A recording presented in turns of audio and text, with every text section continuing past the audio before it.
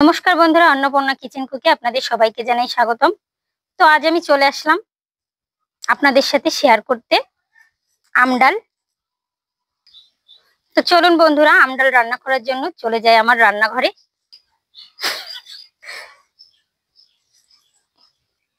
তো আমডালের জন্য আমি প্রথমে আম কেটে নিচ্ছি। দেখুন, আমটা ছুলে নিলাম প্রথমে।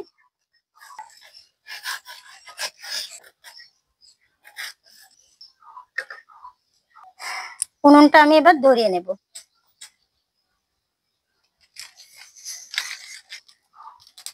কড়াইতে আমি শুধু জল দিয়ে দেব ডাল সেদ্ধ করার জন্য। এবার আমি ডাল ধুয়ে নেব।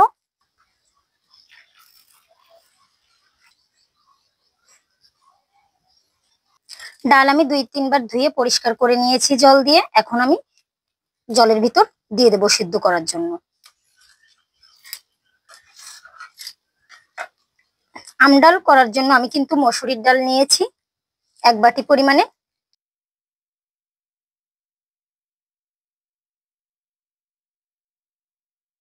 দেখুন বন্ধুরা, মসুরির ডালটা ফুটে আসছে প্রায়।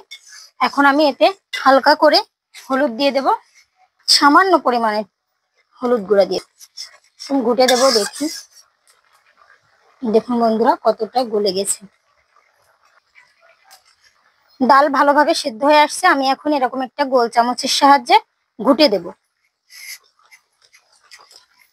যাতে আমার পরবর্তীতে নামিয়ে আর ঘুটা না লাগে।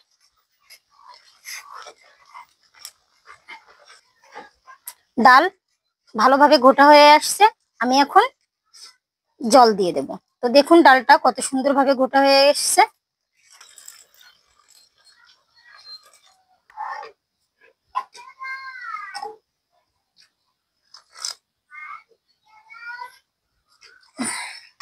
জল আমার ডালে পরিমাণ মতো দেওয়া হয়ে আসছে।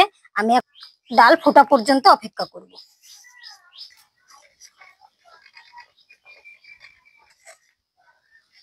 দেখুন বন্ধুরা, কেটে রাখা আমে আমি নুন ও হলুদ অ্যাড করে নিয়েছি। এখন আমি আমে ভালোভাবে নুন হলুদ মিশিয়ে নেব। আমি এই জন্যই নুন হলুদ মাখিয়ে নিয়েছি, যাতে ডালে দেওয়ার পর কালো না হয়ে আসে। এবার আমি আমগুলো ডালের ভিতর দিয়ে দেব।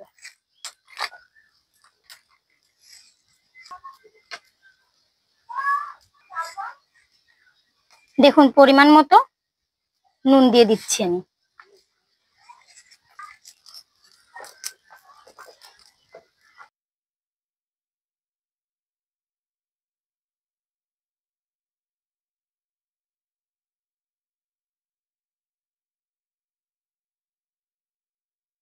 আমডাল আমি এখন ফোড়ন দেওয়ার জন্য নামিয়ে নেব।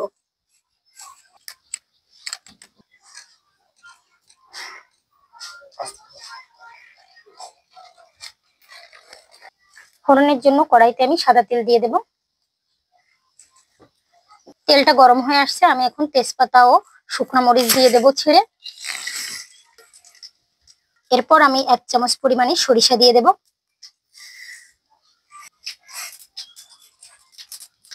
সবগুলো সরিষা ফুটে আসলে আমি সামান্য পরিমাণে নুন দিয়ে দেব, সরিষা থেকে সুগন্ধ বের হওয়ার জন্য। তেল যাতে চারিপাশে ছুটে না যায়, সেজন্য অল্প করে আম প্রথমে দিয়ে নেব এবং তারপর ঝোলটা আমি ঢেলে দেব।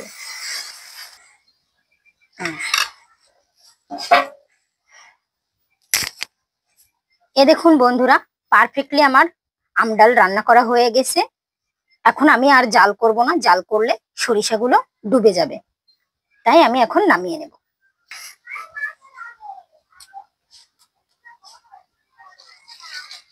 তো বন্ধুরা, এই গরমের দিনে আপনাদের সাথে আমডাল রান্না করে দেখালাম। আমার এই আমডাল রান্না যদি আপনাদের ভালো লাগে, চ্যানেলটি সাবস্ক্রাইব করে আমাদের পাশে থাকবেন।